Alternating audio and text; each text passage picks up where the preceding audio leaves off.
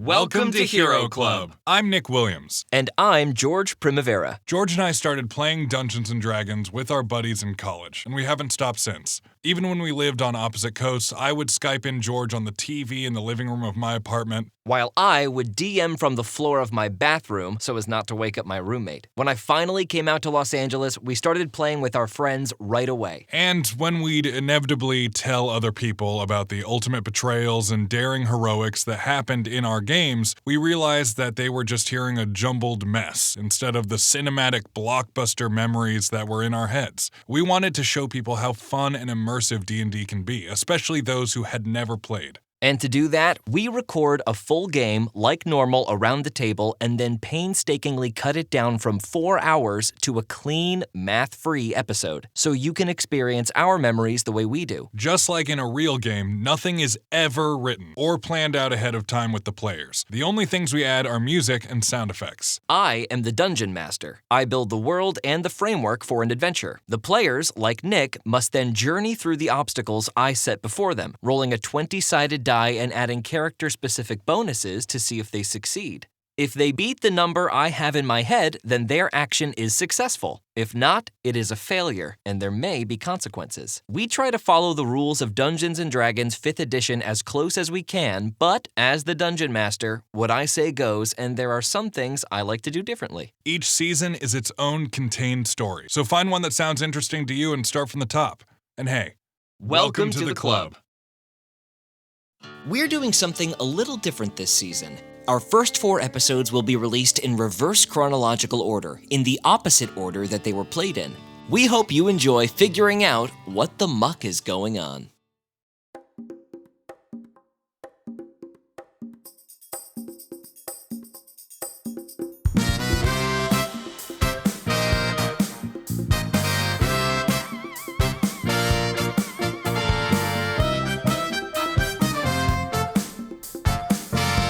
Town.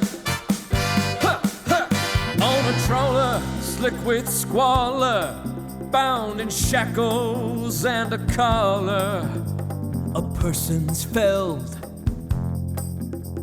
a person's held, as they cry out for a messiah, like a spicy jambalaya.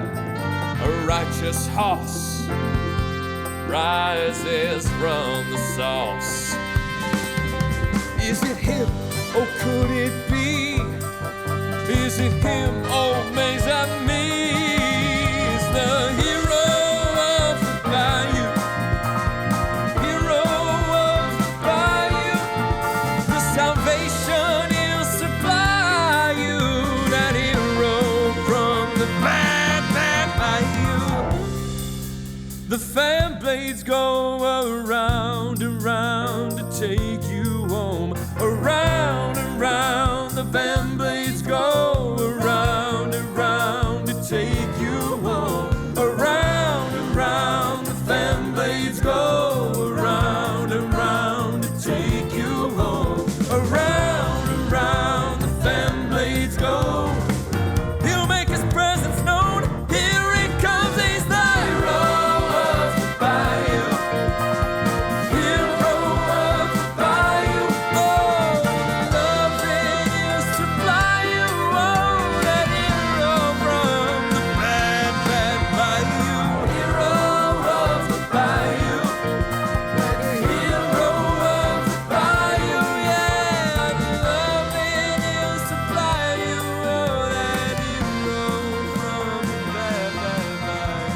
Hero Club presents ClusterMuck.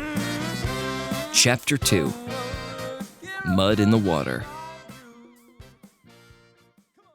Earlier that day. It is a hot and humid day on the swamp. A single airboat and jet ski float completely level on top of the placid water.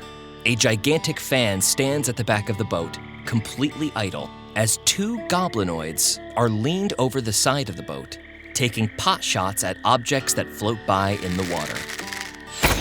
Oh, hell yeah, that's awesome. That's some damn good shooting. Yip sits back in the boat, whittling as Barry Darling takes another shot. Yip has long, stringy hair, sunken eyes, and a deep underbite. Yip is coated in dirt, hasn't bathed in probably weeks, and doesn't really see the need to. Yip mostly lives with his Caudungo bird, Maybelline, his best friend and confidant. Maybelline is perched next to Yip, propped up on one leg, but Maybelline's heavy Caudungo head is so heavy that it rests upside down on the boat's deck.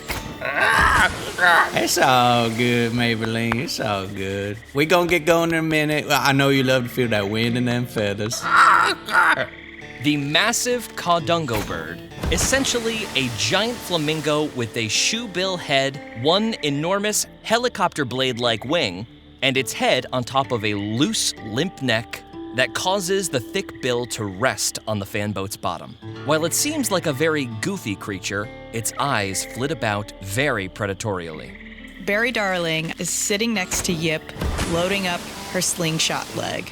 It's clear that her leg has been amputated from the knee down, and instead of a leg is a flamethrower with a slingshot attachment, where the sights would be.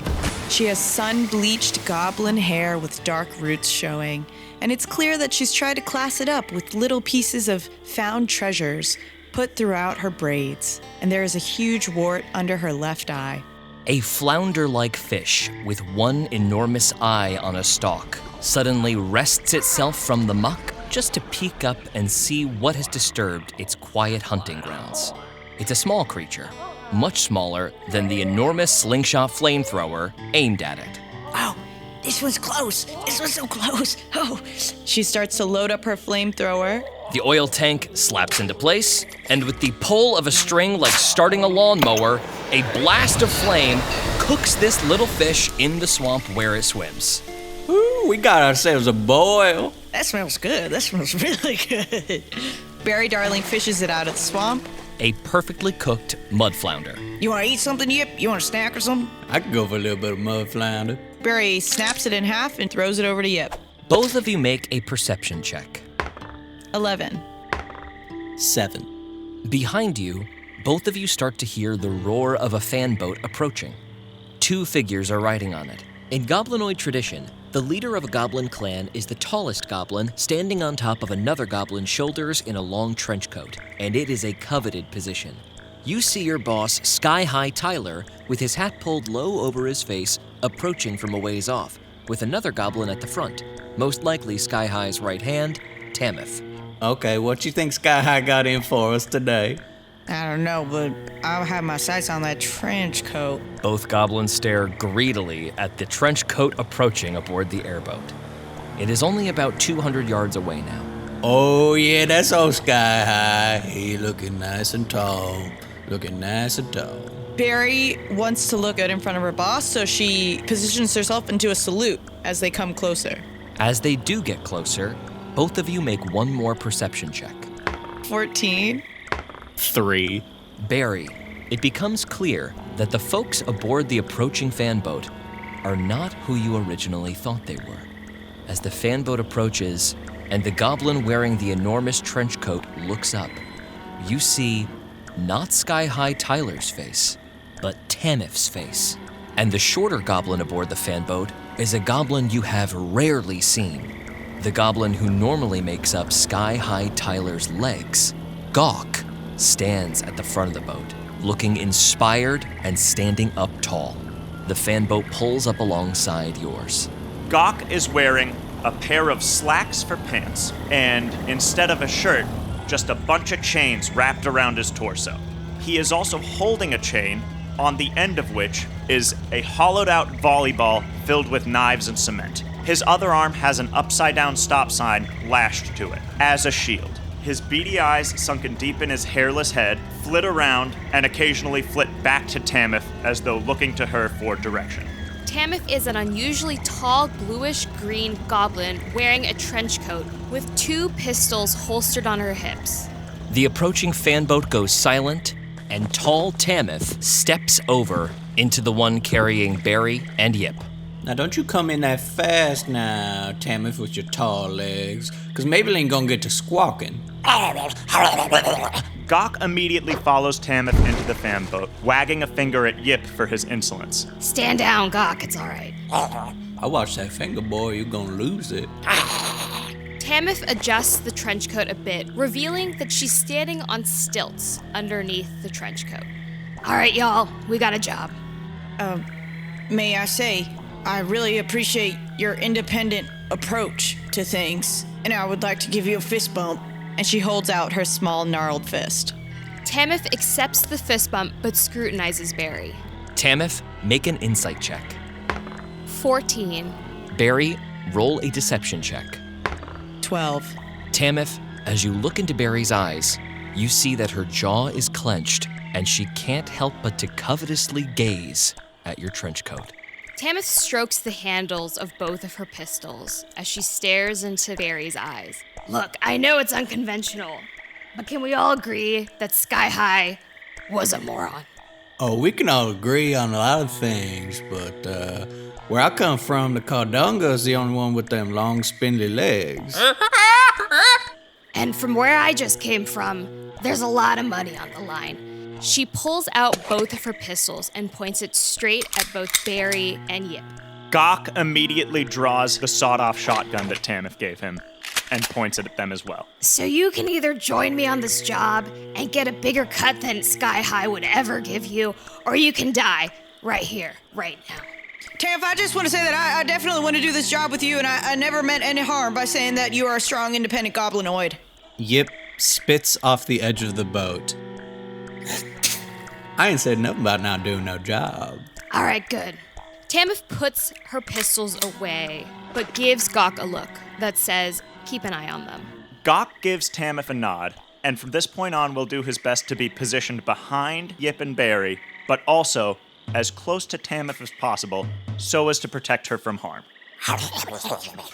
Yip stifles a belch and pats at the back of Maybelline, who raises her enormous head and cracks open her beak.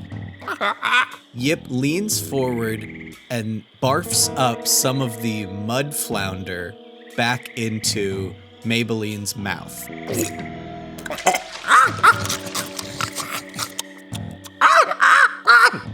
All right, now that that's over with, let's get to work. Tameph pulls out a transponder. See this? This is gonna lead to the biggest job we've ever had. 750,000 credits. When Sky High was in charge, he would have given you pennies. If we get the job done, you guys get 20%. 20. That sure is a lot of money. I know. Stick with me and I'll treat you better than Sky High ever did. Well, Tameph, you got a goblinoid for life. And Barry steps over next to her. And Gawk spins the sawed-off shotgun on his finger. What Gawk is saying, while it sounds like goblin, is complete gibberish.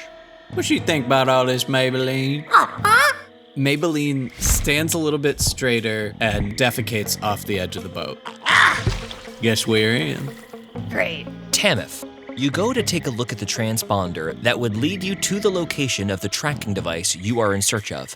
However, when you go to select Stealth Tracker, very clearly the thing you are supposed to track, another option comes up. It is very, very strange for something on Aromatica's surface, if it is, for example, Bluetooth compatible, to be open to tracking. This option is labeled with a random assortment of alphanumeric code. Roll a history check. 22. Tameph, as you scroll through this alphanumeric code, you finally, at the very, very end, see the letters VDA, which you know to be a popular abbreviation for the company Valdivia. You look up into the sky and remember the instructions given to you. The deal that you are supposed to interrupt is supposed to take place this evening. Time is short, but as of now, you do have a few minutes to spend either preparing or investigating. Tameph turns to her crew. All right, load up, let's get ready. She turns to the transponder and investigates the alphanumeric code. Roll a technology check. 16. You select the alphanumeric code from Valdivia, scrolling through a bit of incomprehensible random text, until finally you realize that there is an automated SOS signal being disseminated throughout the swamp. It's nothing. Tameph closes out the SOS signal and turns on the tracking. A little map of Aromatica's swamp suddenly appears on your transponder, and a blinking dot explicates where the tracker is currently. This takes you a bit by surprise. You were told that the tracker would be at Papa Roach's giant warehouse at the Aromatica Falls east side. But this tracker is blinking directly underneath the Aromatica Falls, where there is a small strip mall of sorts. Roll a survival check. 18. Zooming in tactfully to get the best view on the slightly barren holographic map of the Aromatica Falls, you see that the transponder light is blinking directly inside of a very popular ice cream establishment, Scum Diddley's Lick-a-Lot Shop. Gawk's eyes go wide at Tameth's hip. What's up, Gawk? All right, guys, let's get some ice cream. As Yip gets on the jet ski, Maybelline stretches her propeller wing and takes the air above the jet ski. Barry takes her time to get on the jet ski as cool as possible. All right, let's go! The jet ski tears off. All right, hop on. Tameph captains the airboat to follow the jet ski. Gawk sits on the huge gun on the front, keeping his eyes peeled for anything that he might perceive as danger to Tameph. After Tameph moves the other airboat into the cover of some tall grass, anchoring it down into the swamp, the one airboat and one jet ski begin to rip through the Aromatica swamp towards the Aroma Falls. As the group of goblins tear forward, all of them will now make a perception check. 12. 14. 12. 3. As the goblins approach the Aroma Falls, they pass their original intended destination, Papa Roach's warehouse. But indeed, it looks almost completely abandoned. A single guard, standing at the edge of the dock, even gives you a jovial wave. Gawk holds the guard in his sights and looks at Tameph. Tameph analyzes the guard, trying to see what faction he belongs to. You observe his clothing and his general gait. Make a history check. 9. It looks like an ordinary one of Papa Roach's guards, a low-level grunt. Definitely not very much on guard. Tameph shakes her head at Gawk. The airboats and jet skis continue past. On their left side, tons and tons of tall swamp grass lead out into the wildlands of the Aromatica swamp. And as they zoom forward, as they blast past a cluster of vines and bramble, all of them fail to see a floating figure drift by, dressed in high-tech battle gear, but covered in swamp muck. Not noticing this, the goblins continue towards their destination. After a solid 20 or 25 minutes of boating, the Aroma Falls become visible, and the roar of the falling water becomes audible. Behind the Aroma Falls are an array of cute little wooden shops up on stilts and tucked into the cliff's alcove, shielded from the falling water. Some hastily constructed lighting fixtures illuminate this cave, and a couple of people are going about their shopping. As the airboat and jet ski begin to pull closer to the falls, several citizens quickly gather their shopping bags and their accoutrements and get out of there. The arrival of the goblin gang, the Unkillable 8, sends the citizens of Aromatica packing. Trouble is almost certainly near. Tameph gets off the boat and makes her way towards the GPS location of the tracker. Stepping out of the airboat on top of her stilts, Tameph gets on top of the dock and begins to walk towards Scum Diddley's Lick-a-Lot Shop. Gawk shambles off after Tameph. Barry happily hops off and starts walking towards the ice cream store. Yip follows along, scratching his stomach. You know if they got any of them bitefly guts? The saloon doors of the ice cream shop bust open, and inside there is only the proprietor of the establishment, a tall spider fellow who is holding upwards of 4 ice cream cones in his various hands, and, seemingly having a hard time deciding between flavors, a 7.5-foot tall, absolutely jacked alligator man. Tameph scrutinizes the alligator man, trying to see if she recognizes him. Roll a history check. 9. You're unfamiliar with this fellow, but the blinking light that determines where the stealth tracker should be is directly where the alligator is standing. Tameph looks him up and down, trying to see if she can locate the tracker. Roll a perception check. 19. You do not see any kind of tracker. Okay, could I try the mud brick pie, or also the green leaf alabaster orange tip. You gonna decide soon? You been here for a while. Yeah, I think I'll go with the mud brick. 2 scoops. Hi, folks. Can I help you? We're gonna need another minute. You got any of them bitefly guts? Sorry, fresh out. Shit. Tameph turns to her crew and nods towards the alligator. She pops the strap of her holster. Could I also get some flies sprinkled on that? Yep. And a waffle cone. Yep. Could I also get a bunch of just like loose dirt on top of that? Yep. Great. Okay. How much is it gonna be so far? Right, now we're at 26 credits somehow. Okay. I think I can swing that. Is there anything else you'd like recommend? Like any toppings or like... I think you've got the perfect thing right here. Plus, it looks like we got a couple of nice folk behind you that are waiting for their ice cream as well. You've pretty much got every topping, man. This cone is loaded. Oh my gosh. Oh, I'm so sorry, everyone. Okay, great. Barry notices Tameph readying her pistol and pokes her flamethrower leg into the alligator man's back. I think you should order all your toppings and leave.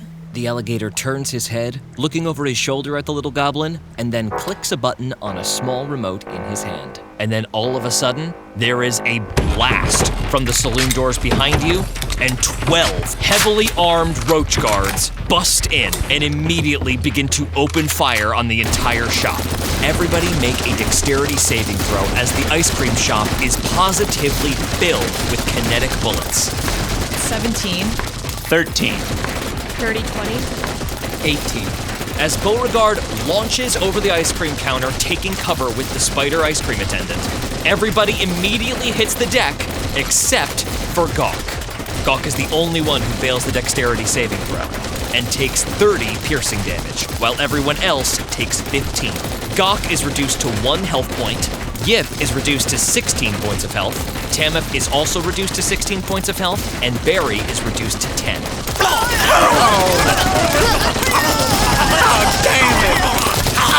Gawk, immediately filled with rage, launches himself at the nearest gunman and attempts to sink his teeth into him. 14. Describe it. Gawk straight up bites this guy's head off. Wait! Gawk turns to the next guy and, using his action surge, swings his knife ball into his thorax. 24.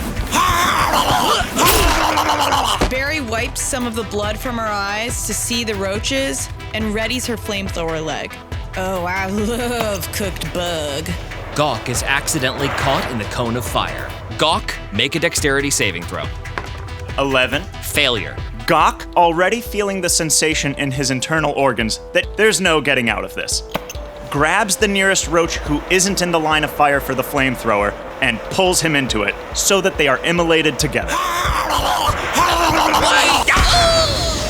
Gawk takes 15 points of fire damage, bringing him down to 0 points of health. Gawk will begin making death saving throws. Oh, damn, Gawk, I really didn't mean that. Oh, shit. Damn it, that was an accident. Nothing you can do now, just keep shooting. 6 of the bugs fall from the flamethrower blast, leaving only 4 remaining. Immediately, they all begin to back out of the saloon doors and fire from the cover of the exterior wall. 2 of them target Barry. A rattling of gunfire traces the wall behind Barry as she quickly dodges and avoids it, and then she is forced to quickly change direction as another blast of gunfire chases her around the ice cream shop, but no bullets find their mark. Tameph, you are targeted by 2 more of the bug guards. One of them shoots completely wide, but the other bullet impacts in your shoulder. You take 13 points of piercing damage, bringing you down to 3 points of health. Beauregard grabs his cone that is half scooped and leaps over the counter and out of the shop. Beauregard takes the dash action, sprinting out of the ice cream shop. Yip takes an opportunity attack with his dagger. 25. 8 damage. And Beauregard continues out the door, holding his side. Tameph pulls out a tiny wind-up tank from her pocket. She winds it up, and the tank positions itself behind the wall where the roaches are and sends a blast of flame towards them. The little toy tank goes out the bottom of the saloon doors. Hey, what's that? It's kinda cute! 2 of the remaining 4 bugs drop, burning outside on the dock. Tameph uses her movement to chase after the alligator man. You shoulder open the saloon doors. 2 bugs are scrab-doodling away as 2 more of their kin are burning on the dock, and you see Beauregard limping, trying to run as fast as he can and making for your airboat. Yip runs outside to follow and sees Beauregard heading for the boat. He readies a Codungo egg to throw into Beauregard's back. Roll an attack. 25. An egg is lobbed through the air and impacts on the back of Beauregard's head. Beauregard, you take 1 damage. What is this? And then suddenly, there is what sounds like an approaching, lowering helicopter as the Caldunga bird's enormous maw opens over Beauregard, seeing its decimated spawn all splattered across the back of his shoulders. And it will make several attacks on Beauregard. Beauregard takes 21 damage as the Caldunga bird savages him with its beak. That's right. Get on in there, Maybelline. Suddenly, Maybelline's enormous Caldunga head squelches out of Beauregard's stomach, holding a blinking silver tracker, as the Caldunga bird once again rises into the sky, borne aloft helicopter-y wings. Gawk, the ice cream shop has gone quiet as everyone sprints outside. Make a death saving throw. 11. 1 success. Even though you are horribly injured and badly burned, you begin to drag yourself closer and closer towards the fight, still semi-conscious. Barry slowly walks towards Gawk and stands over him. It truly was an accident when I fired you. Barry delicately lifts her leg and places the tip of her flamethrower in Gawk's mouth. Gawk steels himself for a warrior's death. Gawk automatically fails the ensuing dexterity saving throw and immediately fails 2 death saving throws as he is engulfed in flames. His brain cooks. Shush. Just take it. And she uses an action surge to keep the flame lit for more than normal. After a few seconds, Gawk's crispy body lies still. Back outside Scum Diddley's ice cream shop, the 2 remaining bugs take pot shots at the rising Caldunga bird. And both impact. The Caldunga bird takes 21 points of damage, bringing it down to 9 points of health. Maybelline! And the Caldunga bird retreats with greater intensity. The wind-up tank continues following the 2 remaining roaches and blasts them with a burst of fire. Oh God, we got it! Tameph holds out her hand for the Caldungo to drop the tracker into it. Yip calls to Maybelline. Sweet! And Maybelline comes gracefully down to his side, nuzzling him with her enormous head. Tameph points 1 pistol at the Caldungo and the other at Yip and shoots twice. 25 on the Caldungo. 27 on Yip. 2 hits. Roll damage for both the Caldungo bird and Yip. 8 damage on the Caldungo. Bringing it down to 1 hit point. 9 damage on Yip. Bringing him down to 7 points of health. Give me the tracker and you'll still get your cut. Now you listen to me, you tall lady. I can have this Caldunga swallow at the snap of my finger, and you ain't never gonna get your shiny little toy. We can talk this out though. I want them spindly legs. You just want the legs? I've been wanting them spindly legs since you came still walking onto that boat. You toss them legs over, I'll give you your shiny little toy. Tameph takes off the stilts, throws 1 to Yip. I'll give you the other for the tracker. Yip clicks at Maybelline. Maybelline drops the tracker into his hand, and he tosses it over to Tameph. A spider-like silvery tracker lands in your hands, blinking with a little red light. Extremely advanced technology. Tameph throws the other leg, but as she does, she points both pistols at Maybelline. Tameph, make a deception check. 19. Yip, make an insight check. 19. Yip, you see Tameph take the stilts off, standing at her normal, much shorter height. And after she throws you the second one, you see that while it's flying through the air towards you, she quickly goes to her hip, redraws both pistols, and points them both at your precious bird. You, however, get the jump on Tameph and may react first, not falling for her clever ruse. Yip runs under the flying stilt with his dagger ready and goes to stab Tameph. 24. Hit. Roll damage. 5. Tameph, you gaze down at the dagger that is sticking out of your chest. You feel your body go numb, and you fall the short height down to the dock. She is reduced to 0 hit points. She will begin making death saving throws. Barry, waiting for her moment, busts through the double doors and readies her flamethrower. Yip wheels around, wildness in his eyes. The Caudungo bird is the only thing he loves in this entire swamp. Barry pays no mind to Yip and walks over to Tameph. Fuck you. What the heck? Barry cooks her from the inside out. Tameph is no more. Barry throws around Tameth's corpse like a rag doll and takes off that trench coat and puts it on herself. Now look at me. Looks like Barry Darling's a tall goblinoid now. And Barry opens up her trench coat suggestively, implying to Yip to be her legs. Barry darling, I appreciate you roasting that little old thing, but I ain't nobody's legs. Barry snaps her trench coat shut and lifts her flamethrower leg. Yip, you see the flamethrower leg lift. It is taking a moment to turn on after having just expounded a massive blast of flame, and you are able to act first. As the flamethrower misfires, Yip yanks the bloody dagger out of Tameth's chest and wheels to stab Barry Darling. 23. Hit. Roll damage. 8 damage. Bringing Barry down to 2 points of health. Sensing Yip's rage, Maybelline also strikes out at Barry Darling. As Maybelline's massive bill lunges towards you, you roll out of the way. It is a miss, but Maybelline follows up with her second attack and misses even worse. Barry rolls out of the way of the furious bird and now takes her turn. Barry uses her second wind to regain 11 hit points, bringing Barry up to 13 hit points. We ain't gotta do this, Barry darling. You just take them sticks and go.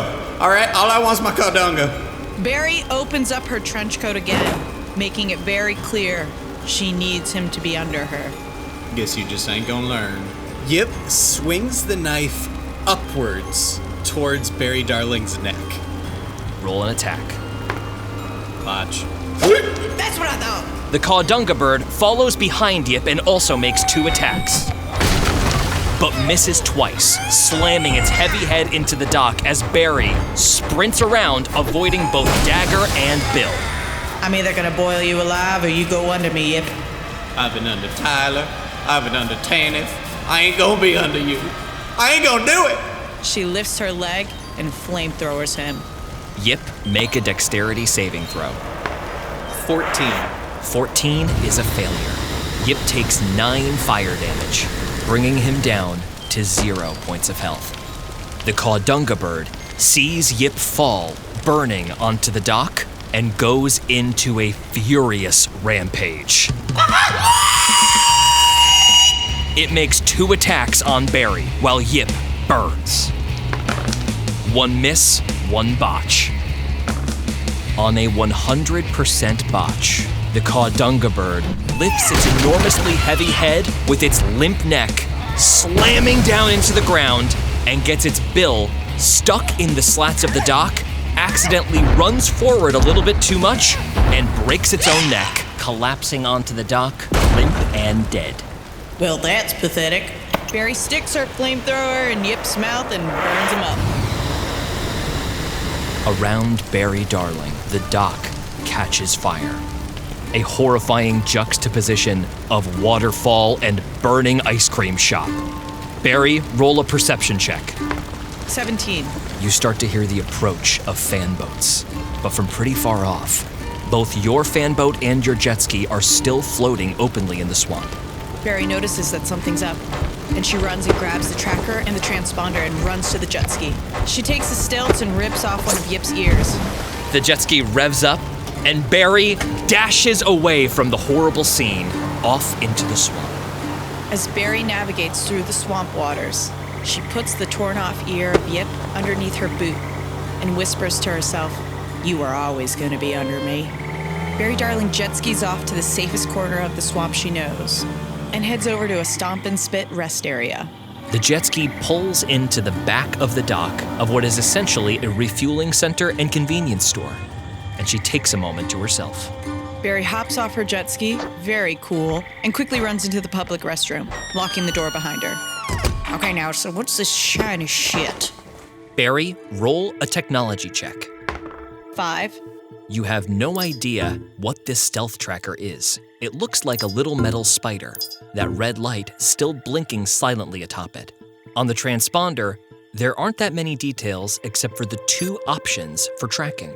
This stealth tracker that is in your hand, and that other alphanumeric code, which previously you were not privy to. Barry fiddles with the transponder and selects the other tracking option. Suddenly, a little holographic map appears in this public restroom, and you see 3 blinking dots over a 3D map of the Aromatica swamps. 2 of them are deep within Teeth Toad territory, but the other appears to be moving at a very, very slow speed within the clear sections of the river. Barry commits all 3 dots to memory and decides to go for the slow-moving dot first. Easiest best, just like Mama always said.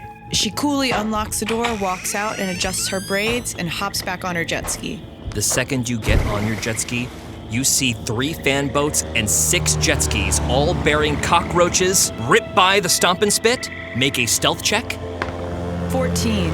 And they do not stop, leaving Barry safely in the dust. Barry slowly begins to follow them from a very safe distance.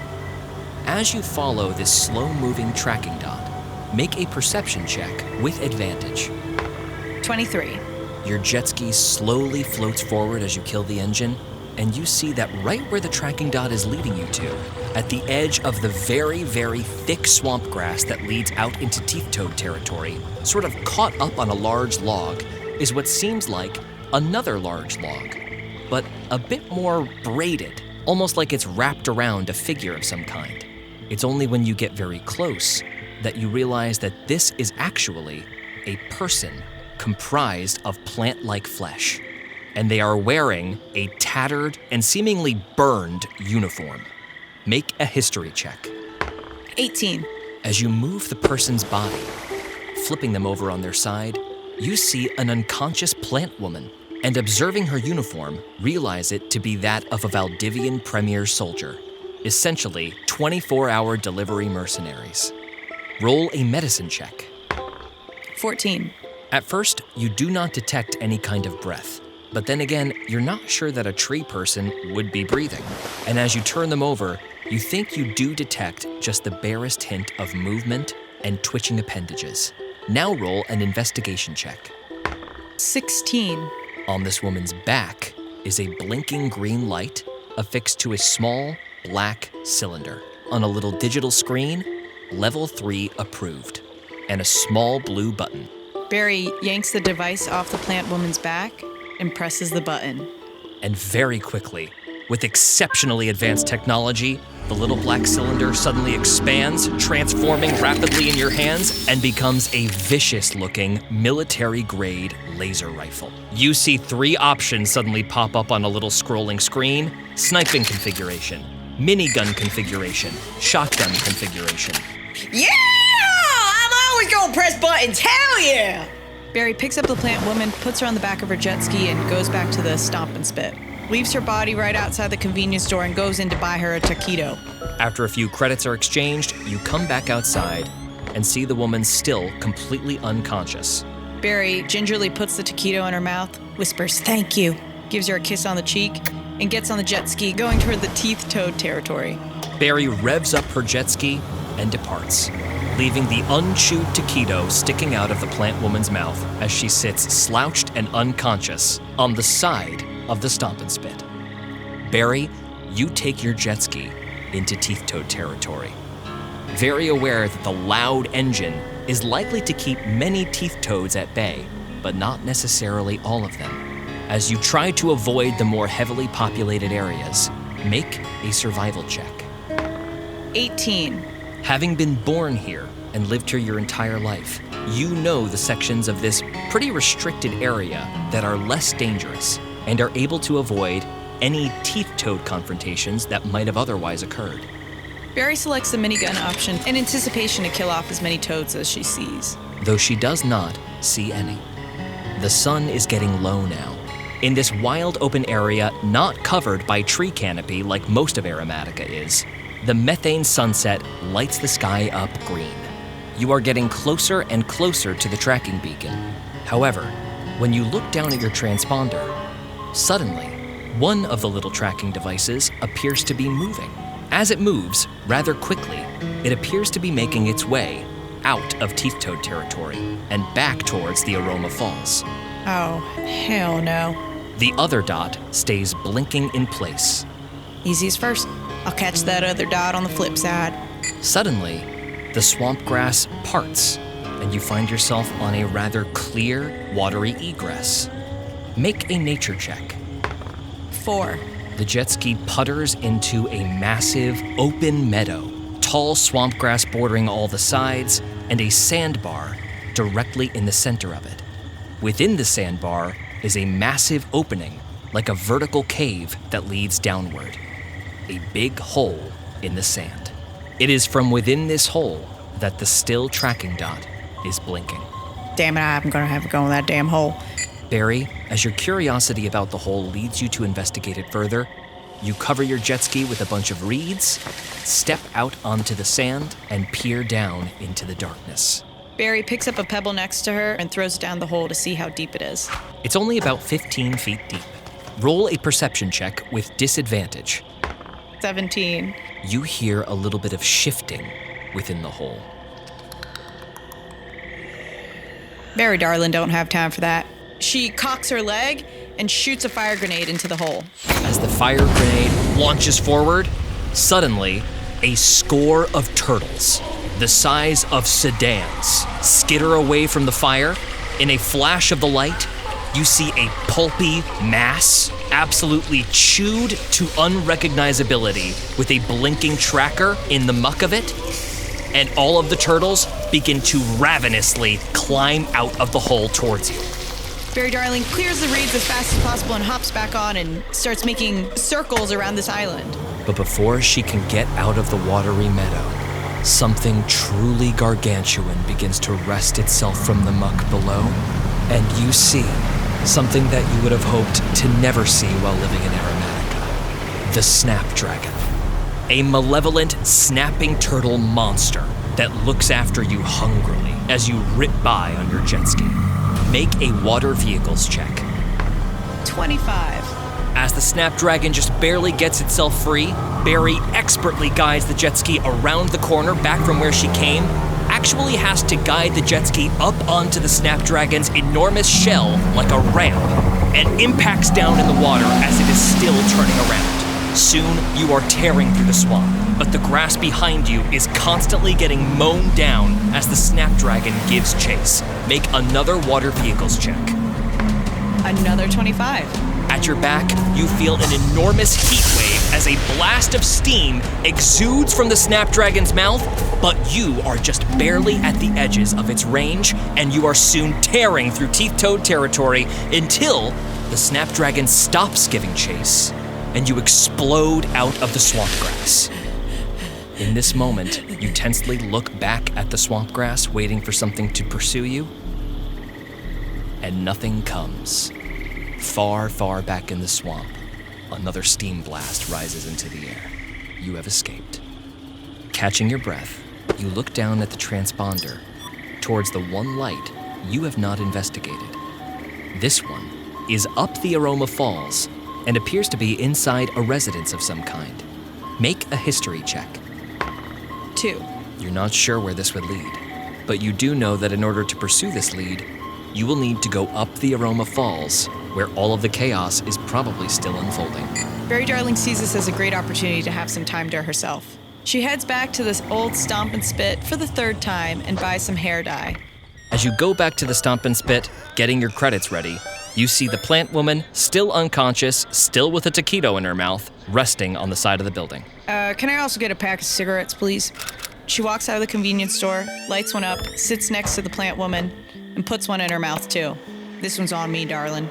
You have worse shit coming to you. She lazily gets up, heads back into the bathroom, locks the door, and starts to dye her hair. Barry emerges a few minutes later. Barry's hair is now bright blue, as she disguises herself. After taking a bit of a rest and binding her wounds, Barry hops onto her jet ski with her newly blue hair and heads towards Aroma Falls. a few minutes to get there, there is indeed a great deal of activity underneath the Aroma Falls. The authorities are looking at the now black charred remains of that strip mall underneath the waterfall. But the pulley system is still active and allowing people to get to the top level of the Aromatica swamp.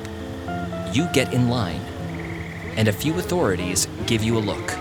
A couple of roaches and gator folk dressed in official Aromatica swamp deputy uniforms. Make a stealth check with advantage, thanks to your disguise. 15. More than once, the authorities linger on you, but soon, your jet ski is aboard, and though several are staring at you suspiciously, you begin to rise up the Aroma Falls. Soon, you are amongst the shanty-like houses, driving your jet ski along the docks that border the town, following the tracker ever further, until eventually, you see the lights on in a small fan boat repair shop. A sign out front reads, "Keepin' it real. We're your #1 fan boats." Barry double checks the transponder to make sure the light is still in place. It is. Takes one deep breath in. Guess I'm gonna have to keep it real. And she revs off towards the store.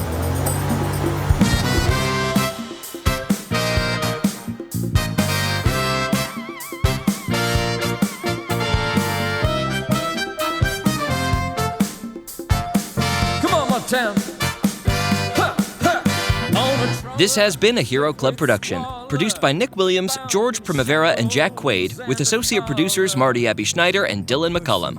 Voice acting by George Primavera, Natasha Mercado, Jasmine Chiong, Ryan Bowers, Marty Abbe-Schneider, Jeffrey Robb, Clay Westman, Paulo Perez, Jesse Lanza, and Matthew McCollum. Theme song composed and produced by Matthew McCollum and performed by George Primavera. Special thanks to Kevin MacLeod, Ben Doyle, and Matthew McCollum for their amazing music, Mage Hand Press for their genius D&D 5th edition homebrew, Marty Abbe-Schneider for his incredible artwork, and Ali Catanese, our hero. Follow us on Twitch at Hero Club Podcast, on Twitter at Hero Club Pod, on Twitch at twitch.tv/hero_club, and check out our website, heroclubpodcast.com. Thanks for listening, and welcome to the club.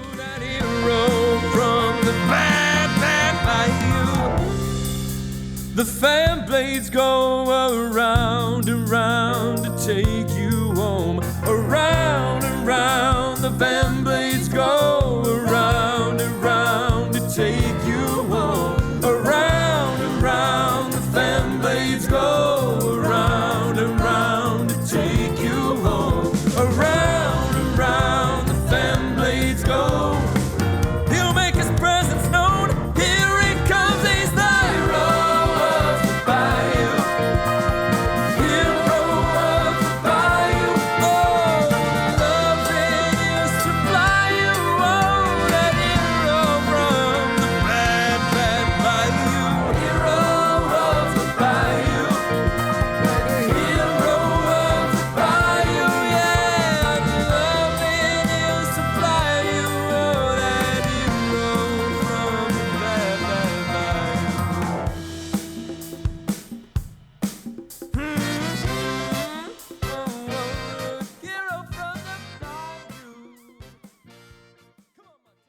Yeah. Barry's gonna run over and put her flamethrower in Tameth's mouth. And cook another goblinoid. because I need that trench coat. Oh my god. Oh, fuck.